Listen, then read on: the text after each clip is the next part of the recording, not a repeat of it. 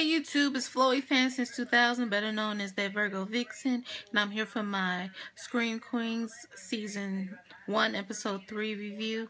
So let's get into it.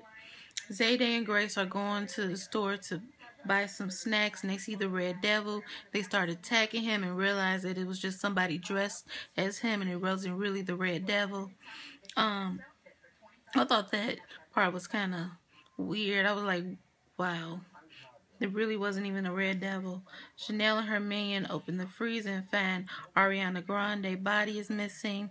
You know, like, oh my God, what is happening to everybody's body we put in the freezer ends up missing? And if I was them, I would think it would be like one of the sorority girls. I'd be like, who is doing this? She tells her she have to get an Eiffel Tower, that she doesn't care about what happens. You know, one of the men's just like, I don't care anymore. I'm having great sex, and that's all that matters to me. Zayday and Grace go to Ariana Grande's room and see blood on the carpet.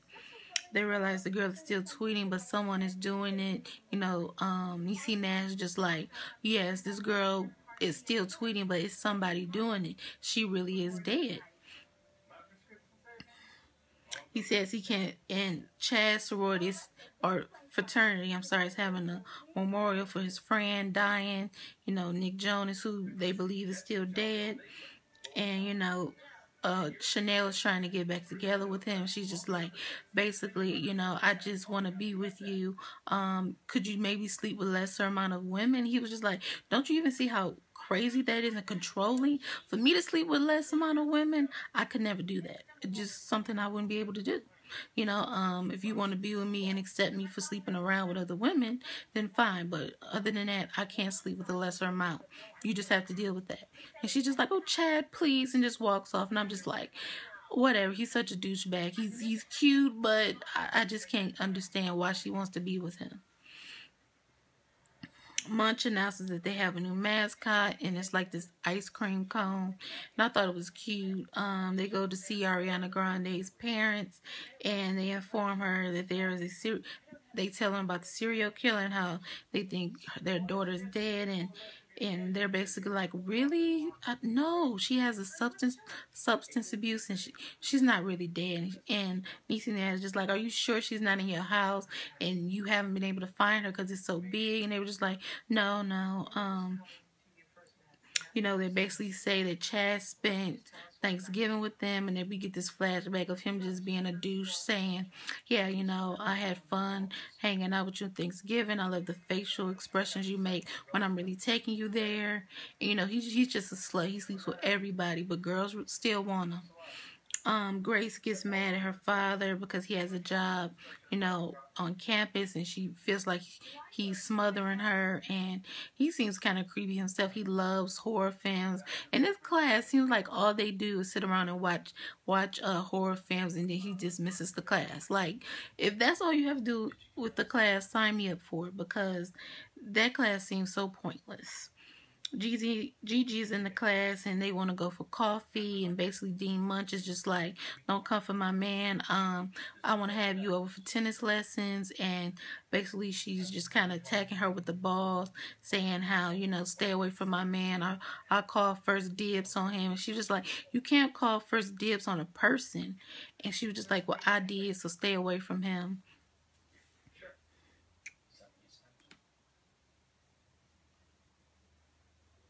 The Red Devil kills the Coney guy, chops off his head, and it was just like, oh my goodness. Like, the Red Devil uses chainsaws, and it was just like, another one bites the dust. Oh well. Neck brace goes into Chanel's fabulous closet, by the way. I love the closet. If I had a closet like that, I probably would never leave it. I mean, I just love that closet.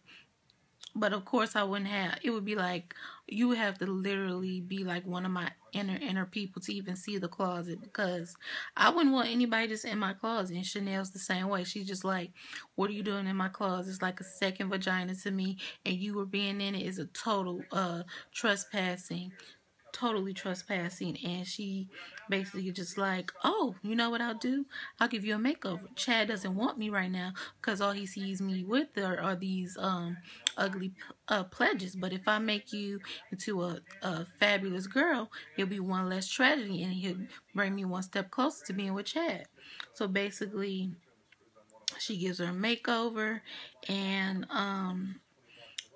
you know, basically the girl with the earmuffs tells the gay girl that she found out her father is Charlie Manson, and that she's like, well, I don't want anybody to know that, because if they do, then they'll think that I'm the killer just because of that, you know, and I want you to be my alibi, and I'll be your alibi. Will be alibi buddies.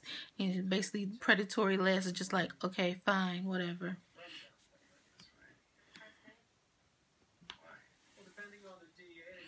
You know, they find out that all these chicks dated Chad, and basically Grace and Zayday was like, you dated your friend's ex-boyfriend? Like, how can you do that? And basically they were just like, well, Chanel deserved it, and we don't care. We slept with Chad, we'll do it again. I only dated him once. It doesn't even matter. The fraternity, they plan on running down the street with baseball bats, you know, basically trying to lure the Red Devil out. This doesn't work. He comes down there, and they're blasting the Backstreet Boys, and basically he comes and he starts chopping them up. He severs two of the arms, and it's just like, wow, you guys really didn't know what you were getting into, you know. That scene was funny, but it was dumb too. Niecy Nash wants to give Zayday a ride, but handcuffs her and thinks and comes out with all these reasons why she is the killer. She just like, I saw a chainsaw, your tweets to Shonda Rhimes, your CD. She was just like, well, all of that doesn't mean anything, and my grandmother gave me that chainsaw.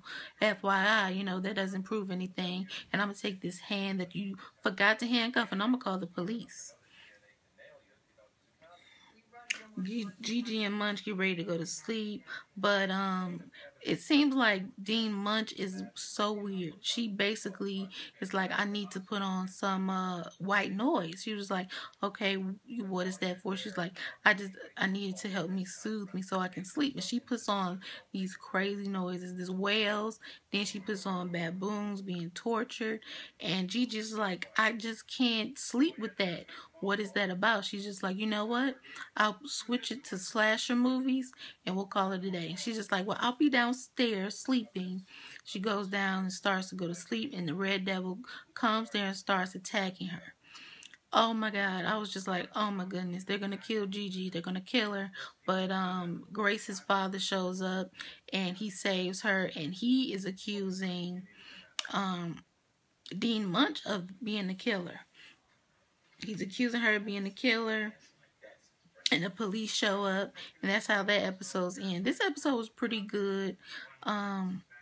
Definitely some weirdness going on. I enjoy Scream Queens, and I hope you like this review. Like, comment, and subscribe. Follow me on Twitter and Instagram at That Virgo Vixen. I'll put the links in the more info box, and also share this video on Facebook and Twitter, and I'll see you in my next review.